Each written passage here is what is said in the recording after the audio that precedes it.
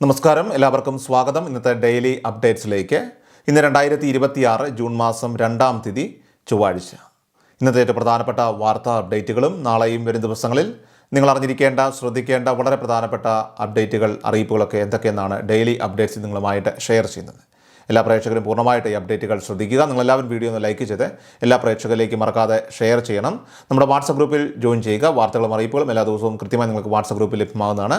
നമ്മുടെ വാട്സപ്പ് ഗ്രൂപ്പിൻ്റെ ലിങ്ക് വീഡിയോയുടെ ഡിസ്ക്രിപ്ഷനിൽ അതുപോലെ കമൻറ്റിന് നൽകിയിട്ടുണ്ട്.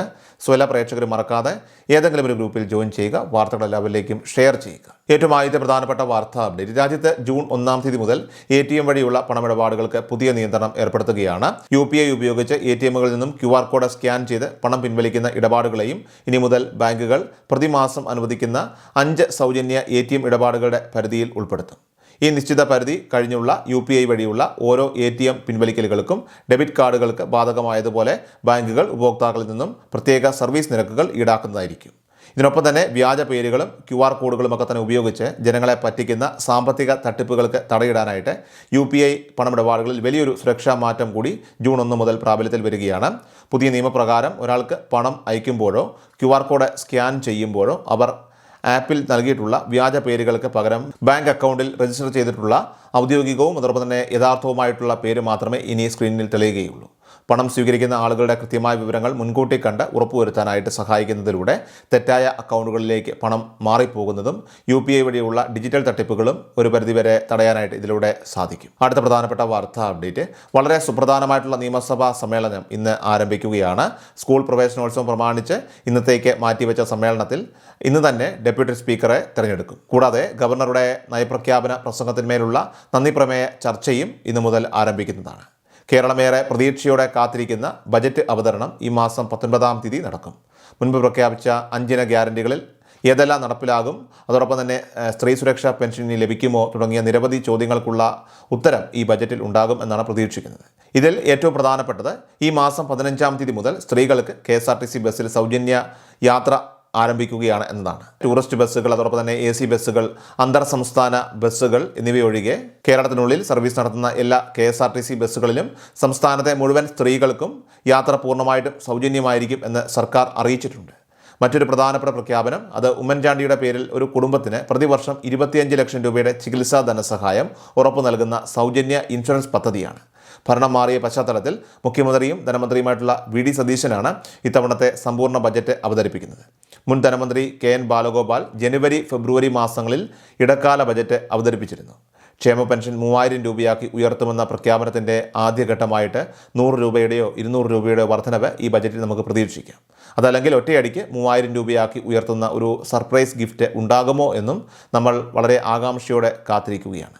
ഇവയ്ക്ക് പുറമെയായിട്ട് യുവാക്കൾക്ക് സംരംഭങ്ങൾ തുടങ്ങുന്നതിനായിട്ട് 5 ലക്ഷം രൂപയുടെ പലിശരഹിത വായ്പയും കോളേജ് വിദ്യാർത്ഥിനികൾക്ക് പ്രതിമാസം 1000 രൂപ വീതം നൽകുന്ന പദ്ധതിയും ഈ ബജറ്റിൽ പ്രഖ്യാപിച്ചേക്കും. സൗജന്യ യാത്രയും ഈ ധനസഹായവും വിദ്യാർത്ഥിനികളുടെയൊക്കെ തന്നെ പഠനം കൂടുതൽ സുഗമമാക്കും എന്നാണ് കരുതുന്നത്. സ്ത്രീ സുരക്ഷാ പെൻഷൻ പദ്ധതി UDF സർക്കാർ വീണ്ടും ആരംഭിക്കുമെന്ന പ്രതീക്ഷയിലാണ് ജനങ്ങൾ. ഇതിനായിട്ട് ബജറ്റിൽ തുക മാറ്റിവെക്കുമോ എന്നറിയാനായിട്ട് നമുക്ക് 19-ാം തീയതി വരെ കാത്തിരിക്കണം. അടുത്ത പ്രധാനപ്പെട്ട വാർത്താ അപ്ഡേറ്റ്.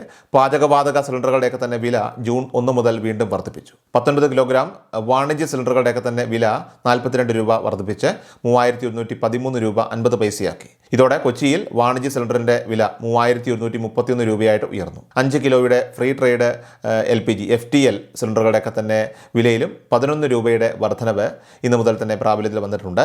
ഇതോടെ 5 കിലോ സിലിണ്ടറിന് ഡൽഹിയിലെ വിലയാകട്ടെ 821 രൂപ 50 പൈസയായി. മെയ് ആദ്യ വാരത്തിലും വാണിജ്യ സിലിണ്ടറുകളുടെയൊക്കെ തന്നെ വില കുത്തനെ കൂട്ടിയിരുന്നു. 993 രൂപയുടെ വർധനവാണ് അന്ന് ഉണ്ടായത്. എന്നാൽ ഗാർഹിക സിലിണ്ടറുകളുടെയൊക്കെ തന്നെ വിലയിൽ മാറ്റമൊന്നുമില്ല എന്നതാണ് ഈ ജൂൺ 1 ഏക ആശ്വാസ വാർത്ത എന്ന് പറയുന്നത്. അടുത്ത പ്രധാനപ്പെട്ട വാർത്താ അപ്ഡേറ്റ്. ജനങ്ങളെ ഷോക്ക് അടുപ്പിക്കാൻ KSEBയും രംഗത്ത്. ഈ മാസം മുതൽ യൂണിറ്റിന് 2 പൈസ വീതം ഇന്ധന സർചാർജ് ഈടാക്കാൻ കേരള സ്റ്റേറ്റ് ഇലക്ട്രിസിറ്റി ബോർഡ് തീരുമാനിച്ചു. സംസ്ഥാനത്തെ വൈദ്യുതി ഉപഭോക്താക്കൾക്ക് വലിയ അധിക ബാധ്യത വരുത്തിവെക്കുന്നതാണ് ഈ നീക്കം. മാസാമാസം ബില്ല് ലഭിക്കുന്നവർക്കും 2 മാസത്തിലൊരിക്കൽ ദ്വൈമാസ ബില്ല് ലഭിക്കുന്നവർക്കും ഒരേ നിരക്കിലായിരിക്കും സർചാർജ് ബാധകമാവുക. കഴിഞ്ഞ മാസങ്ങളിൽ ഇത് യൂണിറ്റിന് 1 പൈസ മാത്രമായിരുന്നു. കഴിഞ്ഞ ഏപ്രിൽ മാസത്തിൽ സംസ്ഥാനത്തിന് പുറത്തുനിന്നുള്ള വിവിധ കേന്ദ്രങ്ങളിൽ നിന്നും IPPകളിൽ നിന്നുമൊക്കെ തന്നെ വൈദ്യുതി എത്തിച്ചതിലൂടെ KSEBയ്ക്ക് വലിയ സാമ്പത്തിക ബാധ്യതയുണ്ടായിരുന്നു. ഏപ്രിലെ വൈദ്യുതി വാങ്ങലിലൂടെ മാത്രം 5.48 കോടി രൂപയുടെ അധിക ചെലവാണ് ബോർഡിനുണ്ടായതെന്നാണ് ഔദ്യോഗിക കണക്ക്. ഈ തുക ഇന്ധന സർചാർജായിട്ട് ഉപഭോക്താക്കളിൽ നിന്നും ഈടാക്കാനാണ് ബോർഡിന്റെ നീക്കം. മുൻ മാസങ്ങളിലെ നിരക്കുകൾ കൂടി പരിഗണിച്ചാണ് ജൂൺ മാസത്തെ ബില്ലുകളിൽ യൂണിറ്റിന് 2 പൈസ വീതം ഈടാക്കുന്നത്.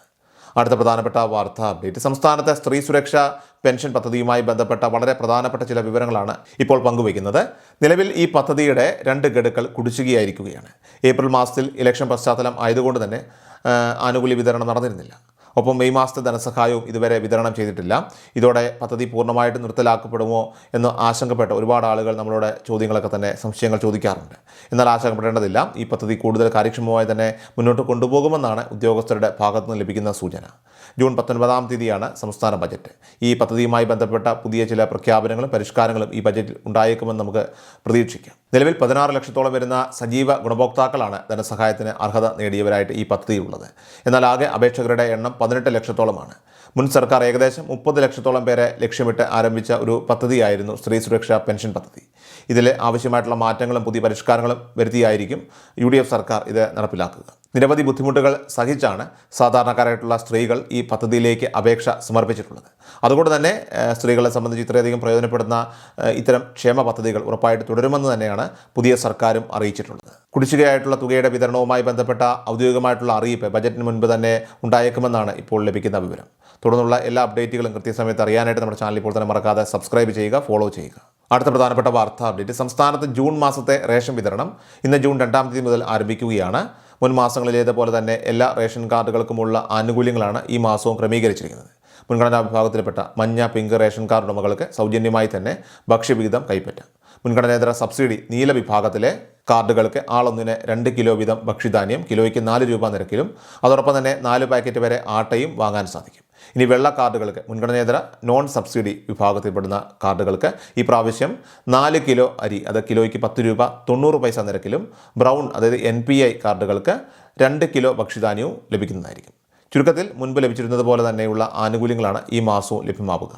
ജൂൺ മാസത്തെ റേഷൻ സംബന്ധിച്ച് വളരെ വിശദമായി തന്നെ ഒരു വീഡിയോ നമ്മുടെ ചാനലിൽ അപ്ലോഡ് ചെയ്തിട്ടുണ്ട്. അത് കാണാത്തവരുണ്ടെങ്കിൽ കാണുക.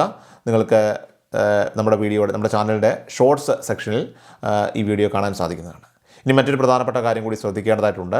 കഴിഞ്ഞ ഏപ്രിൽ മെയ് മാസങ്ങളിലെ കേന്ദ്ര നിർദ്ദേശപ്രകാരം 2 മാസത്തെ വിഹിതം ഒരുമിച്ച് വാങ്ങാനുള്ള സൗകര്യം സംസ്ഥാനത്തുണ്ടായിരുന്നു. എന്നാൽ ആ വിതരണ രീതിയിൽ ചില പ്രായോഗികമായിട്ടുള്ള ബുദ്ധിമുട്ടുകൾ ഉണ്ടായതിനെ തുടർന്ന് അതിപ്പോൾ നിർത്തലാക്കിയിരിക്കുകയാണ്.